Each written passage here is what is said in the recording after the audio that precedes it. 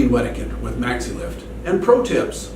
Another opportunity here to talk about troubleshooting and technical support for bucket elevators. I had a customer contact me recently and he said every once in a while we have one or two buckets that get broken in our bucket elevator. Now they're running HD Max buckets, and a new HD Max bucket looks like this, great condition, and you'd like to see them last that way for many years.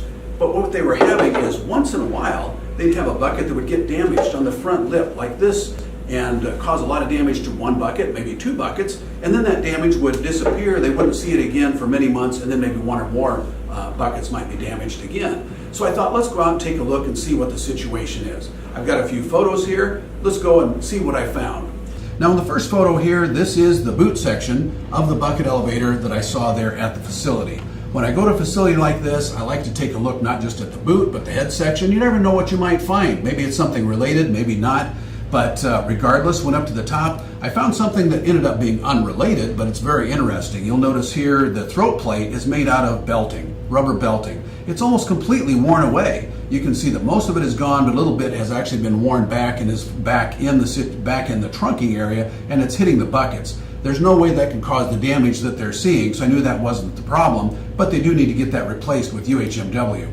Now here's a photo in the inspection area of the bucket elevator. You can see right in the middle, a bucket damaged, the one right below it with a little bit of damage, and then after that, no damage. And you think, why is it only doing that to one or two buckets here and there? Here's another close-up of those buckets. You can see the damage quite a bit right there in the front. These aren't broken, but they are damaged. If you look at the back of the belt, you can also see it was a significant amount of pressure very quickly hit, because wherever there was a damaged bucket, there was either a bolt missing or broken or loose. That causes a lot of power to make that happen. So let's look again at E5. You'll notice here what you've got is feeding on the downside of that bucket elevator. The product comes in, and I said I think what's happening is you're getting tramp metal in that bucket elevator. The product comes in, the pulley and the buckets are so close to the bottom of that bucket elevator, the tramp metal is hitting those buckets and it's breaking them once in a while. And he said, well, if that's the case, why isn't it happening with the bucket elevator that feeds the mixer that feeds this bucket elevator? You'll notice the next photo is E4.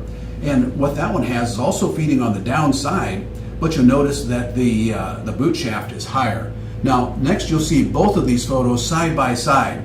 And that's the thing, is that E4 has the shaft higher. That means product can come in there. And I said, do you ever get tramp metal in the bottom of E4 where the product gets stuck down there and you clean it out later? And he said, yes, we do. So I said, what happens is if any tramp metal comes into E4, it gets stuck down there, or it gets carried with the buckets up into the mixer, it gets carried into the conveyor and down D5 where it breaks a bucket or two. So I said the thing to do is shorten your belt on E5 and it'll take care of that. Now, if you're watching this and saying there's also another solution to that problem, you're correct.